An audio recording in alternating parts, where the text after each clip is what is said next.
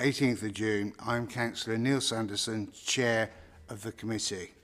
The meeting is being web streamed to the public through the Council's YouTube channel.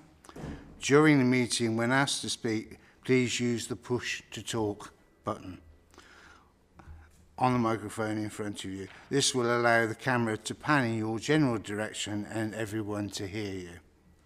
Before we begin the formal agenda, I am obliged to read out the following fire notice. There is no fire drill scheduled for the building this evening. If the fire alarm sounds, then please can I ask you to make your way to the building's main entrance and staircase and congregate at the entrance to Caldecott Park. An officer from the council will give instructions on when it is safe to return to the building. Moving on to the agenda. To approve the minutes of the 12th of March and the 15th of May, are members satisfied that that is true and accurate record? I propose that's true record, yes. Thank you. I'll now sign these.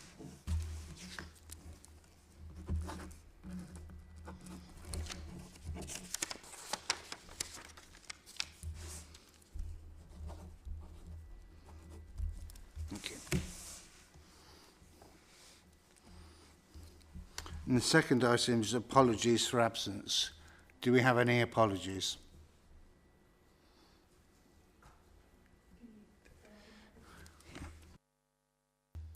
We have apologies from councillors Caradia, Lawrence and Russell.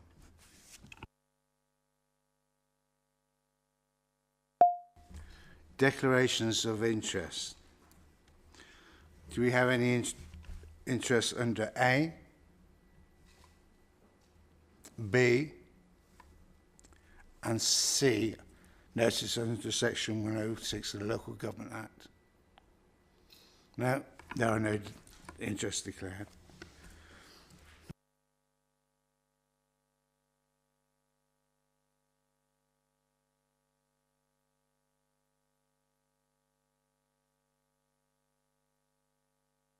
Advance notices of site visits.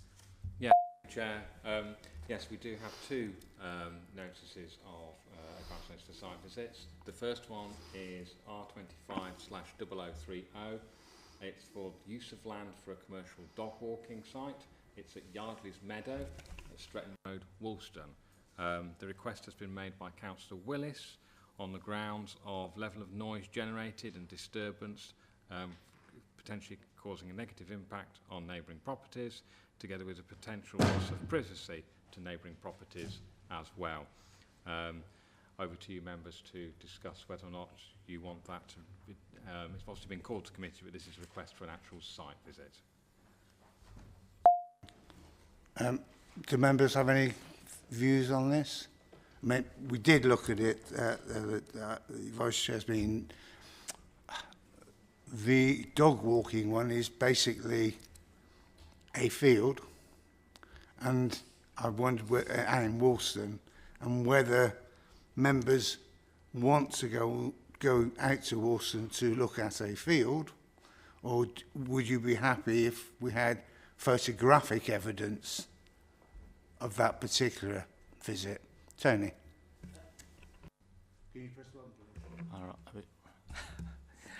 I propose that we do go on a site visit because to look at the landscape as it stands, I know this Yardley's Meadow has come before the committee before for other applications, and it would be good to have a bit of a refresher because it isn't flat ground out there, so it might well be of benefit to those that want to come along to a site visit to give them a bit more information. But as in the past, it's always good if we get a full attendance as possible to site visits.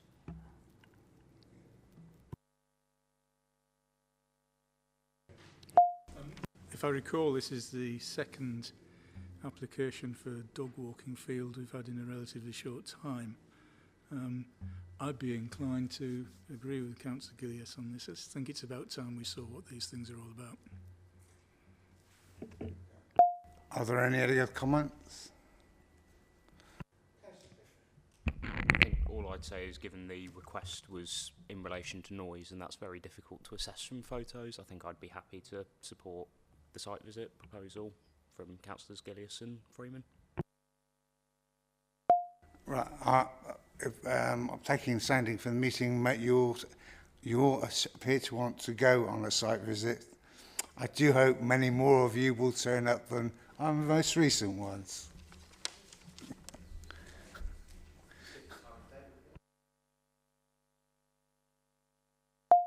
The officer will come back with your retirement plan.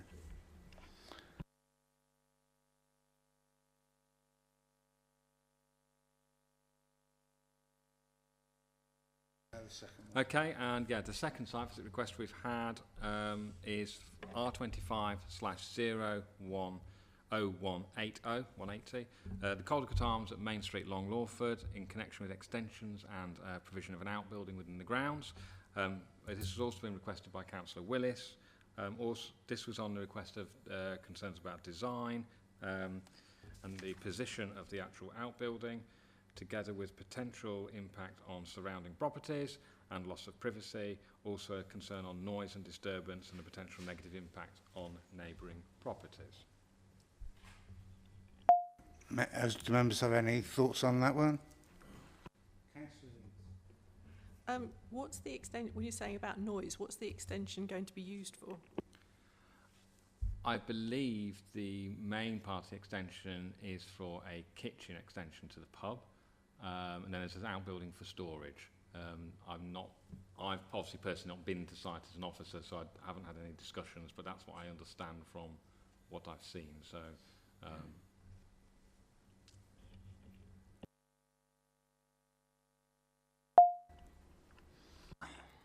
Well, I know the planning committee haven't done a great deal of discussion and debate recently, and the council chamber have been on many site visits in the last year or two. So, you know, it'd be good for the committee to be representative of the community's wishes, and have a look and make a decision accordingly when they had the site visit and come back and discussed it in the chamber. In terms of the application, I think the more of a concern is the form and massing of the building, and its impact on neighbouring buildings seems to be the primary concern.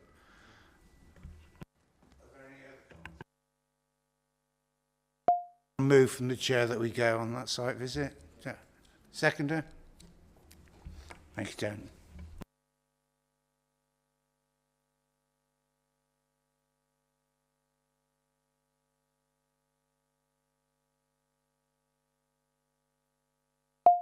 Item 5, footpath diversion, R168Y, Northampton Lane, Rugby.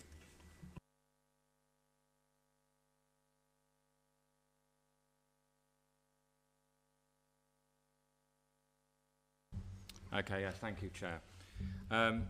This is a confirmation of a diversion of part of a footpath, R168Y, at Northampton Lane, Dunchurch, Rugby.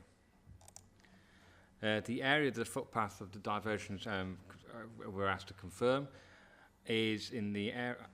Put my laser pen on, you'll be able to see it. There you go. Hopefully, you can all see that. Yeah. This is the existing southwest employment site at known as Tripax or Symmetry Park, just off the A45. The building's obviously being constructed at present. The area of the footpath in question that's being diverted is within the red line here, which is shown on the definitive map here as well. The dotted blue line is the existing footpath and where it goes at the moment. Following the completion of a Section 106 legal agreement, outline planning permission was granted under the reference R162569 back in November 2020. And that was for the demolition of a farmhouse and outbuildings and the construction of warehousing and distribution buildings, fire station and infrastructure on an allocated employment site at Rugby South West. Subsequent reserve matters have been approved for individual employment buildings and a spur road, and this in itself has now will result in the requirement of the diversion of the existing footpath. So on this plan here, the diversion goes based, the footpath at the moment goes sort of diagonally across where Unit 5 is now been built, So the proposal is to now divert the path up the spur road here and then around the top. So in terms of context, the red cross there shows roughly where the footpath is in the context of the overall Rugby South West allocation in the current local plan. This is the formal legal document.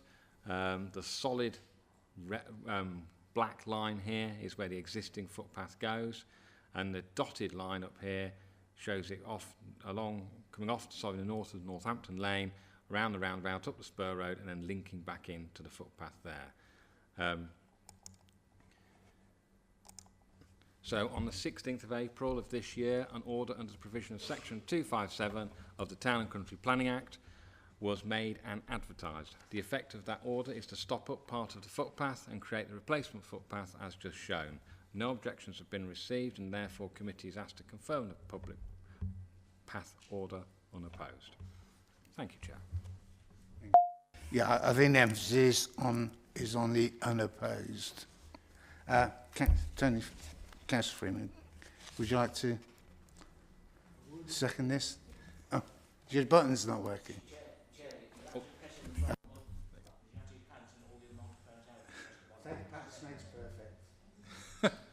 Yes, I would like to second that. Thank you.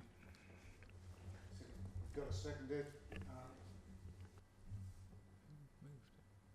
Any other questions? Councillor Simpson-Vin. It's not a question, it's just a comment. Yeah, I mean, the new road is almost finished along there. The footpath's pretty much all finished as well. So it's a sensible diversion because you can't walk through the middle of the building. So it's kind of one of those, it's sort of you can't really do much about it, you've got to go with it. Thank you. So we have a second there. We have a second there. Councillor Guinness.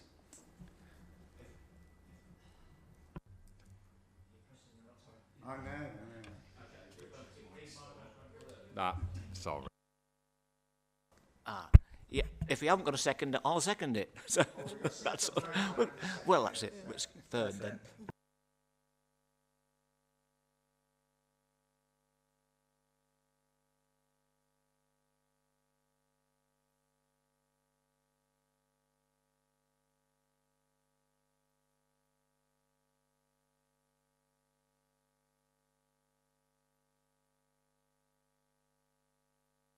And get Richard to ask Richard to do this part. We can take, if you want to comment, then I would suggest we do this sort of a page at a time to make it easier for members. So, go ahead.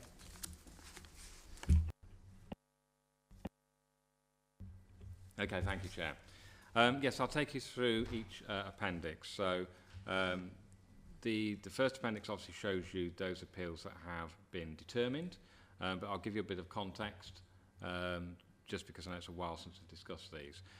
So, yeah, land adjacent to Treetop, Shilton Lane, Shilton, retrospective application for Gypsy and Traveller site. The inspectorate has allowed the appeal. The inspector did consider it wasn't grey belt and that the site itself did play a valuable contribution to ensuring there wasn't unrestricted urban sprawl. The inspector considered it wasn't a sustainable location and it was inappropriate development. The inspector also said there would be a moderate adverse impact on openness and intentional unauthorised development had occurred. However, the inspector factored all that in, but still said there was, owing to a high level of need and the very special circumstances, and we didn't have a five-year supply of Gypsy and Traveller sites, granted the scheme on a permanent basis. The next one, Hertz Close, that was dismissed on the grounds of harmful to the character and appearance of the area for a retrospective application for fencing. The next one was another Gypsy and Traveller site at Millers Lane, Foss Way. The inspector considered this was grey belt, but was in an unsustainable location. It represented inappropriate development and there was harm to openness. The inspector also felt there was an urbanising impact on the rural area. But again, partly like the first one, because there's an unmet need and very special circumstances had also been demonstrated, the inspector allowed the appeal on a permanent basis. Comment on it. Now, this particular application was something that was, well, I wouldn't say fought, but it was objected to strongly by the parish council, based on there wasn't any special circumstances, because the traveller family had moved from another site.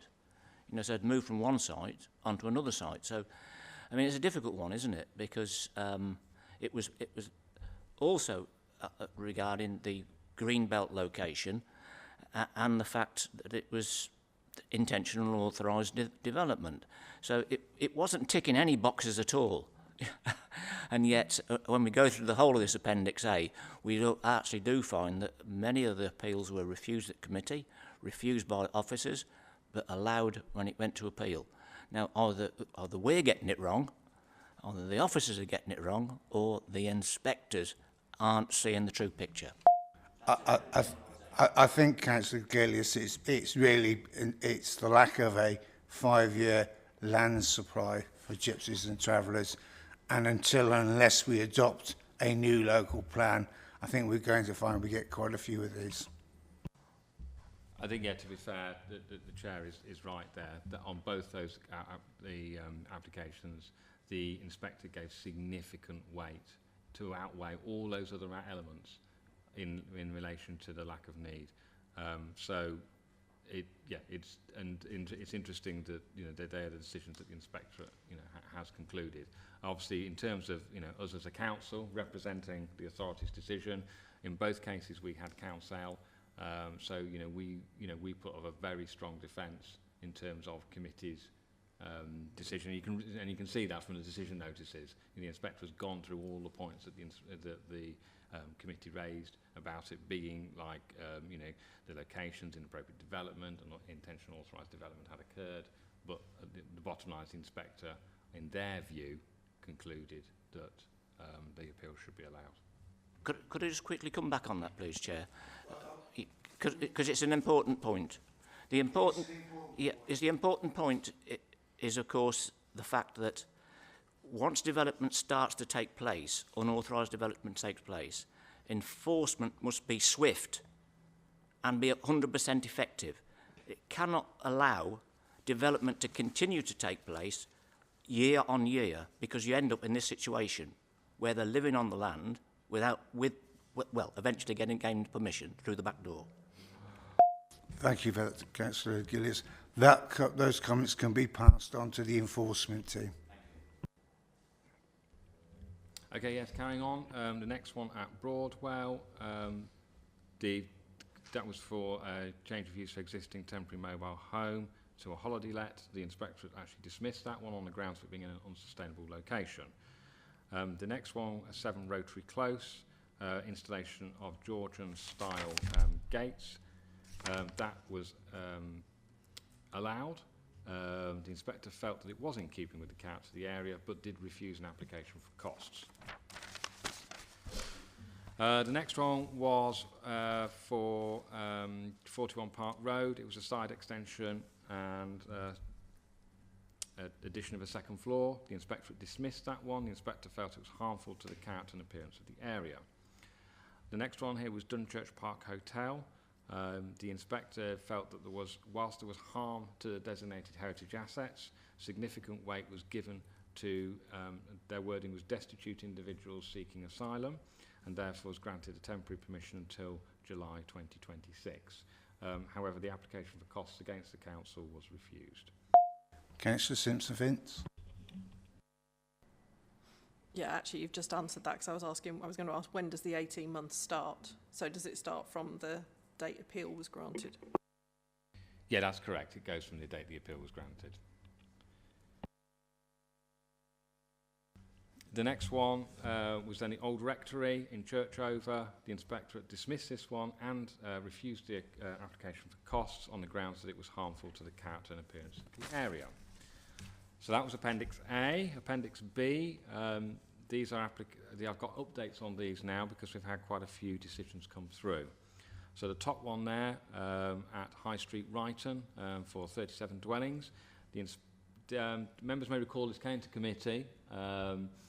It was officer recommendation for approval on the grounds that we felt it complied with the local plan parking standards. We then obviously did a balancing exercise in connection with the neighbourhood plan. The inspectorate agreed with committee. They felt that the neighbourhood plan and the weight that it was given, and that the lack of provision of parking and that the tandem parking arrangement would exacerbate on-street parking, so actually dismissed the appeal. However, this week we have heard that the applicants and or slash developers are intending to challenge that inspectorate decision now in the High Court. We have been put on notice that they are now going to challenge that decision, so we will wait and see. Councillor Picker. Have we been advised of the grounds they're seeking to challenge on? There is detail, I think, within the letter, but we've not actually received the formal documentation that they've submitted to the courts yet. It's a much more slimmed down version that they give us about their intention, but it is, I think, it's linked to information that was provided, I think, in terms of viability to the council, but but the inspectorate didn't allow it at the. So it was submitted as part of the appeal documents, but wasn't submitted at the time of the application. So the inspector, I think, felt that it basically declined to consider it. And I think that's where they feel that the inspectors erred in law. That's a brief version. I know there's other elements to it as well. But that's where I think where they're thinking they erred. The next one, Fairview, Smeaton Lane. That appeal has been allowed. The inspector considered it was grey belt. It was not in a sustainable location, and it was also inappropriate, and there was also harm to the green belt. But they felt that replacing a caravan would have a similar impact to the same amount of trips from a permanent building, and the permanent building would be more sustainable, so allowed the appeal. Councillor Gillies. The point to raise on that one is that the new owner of that land completely cleared the whole land, which was covered in trees and foliage this time of the year, right in the middle of the nesting season. The whole thing was completely cleared and everything was burnt. Wildlife and everything went with it. So that was a point that we should have picked up at the time when right at the beginning. Councillor, you're making the same point about enforcement. I mean, obviously, you know, in that one, there was, obviously the inspector considered that it wasn't previously developed land, so had agreed that it was not previously developed land. Obviously, in terms of enforcement, there are some things there that obviously they were entitled to do as part of landowner. I mean, and obviously, if there is any issue of wildlife crime being committed, as members will know, that will need to be reported by those who are witnessing the crime to Warwickshire Police and the Wildlife Crime Unit. But just to make that point. The next one was, the Green Acres site at Top Road in Barnacle. The inspectorate, again, this is another Gypsy and Traveller site. The inspectors allowed the appeal. They considered, in this particular case, it was previously developed land, so it wasn't inappropriate. And they also felt that there wasn't substantial harm to the openness of the greenbelt. Therefore, they felt that because it was not inappropriate, then they didn't need to consider the test of grey belt. They did stress that they felt there was a reliance on private transport, rather than public transport. But it was only 3 pitches. They felt the environmental impact wasn't so significant as there were facilities nearby. They felt that as there is a need and it wouldn't overburden the residents of Barnacle, then they granted permanent permission and not personal. They did refuse an application for costs against the council, though. We've also heard back from Oldman House, Coventry Road in Prinsthorpe. The inspector considered there was harm to the openness of the green belt there, and also it was inappropriate development, and dismissed it. We've also heard back at Swallow Barn, Maltkiln Farm, Main Street, Stretton-under-Foss. The inspector felt that it was a disproportionate addition to the building, it was inappropriate development in the green belt, and the result in the loss of openness to the green belt, and also has dismissed that appeal.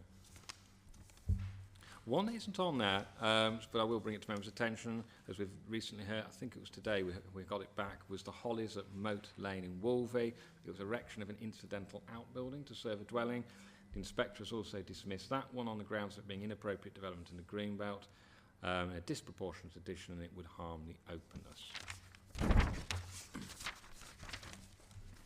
The final part then relates to enforcement appeals. Interestingly, we haven't had any updates from the inspectorate on any of these appeals. They're all still pending. We have had the hearing that was conducted last week in connection with Lazy Acres, which is the one about the fifth one down at Watling Street, Crescent, Newton. So hopefully we'll hear, as that now has been conducted, we will hear. But the other ones are all written representations, and we haven't heard, on some of them, haven't heard anything since last year. So I think, as we know, the inspectorate have also got a backlog that they're trying to deal with. Any comments from members on that one?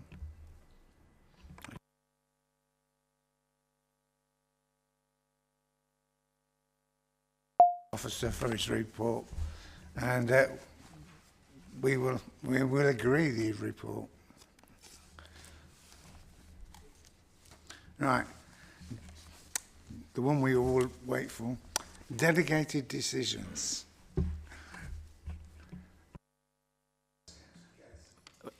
Well, Chair, I'm going to do your bit. Noted. Thank you, Councillor Gillis.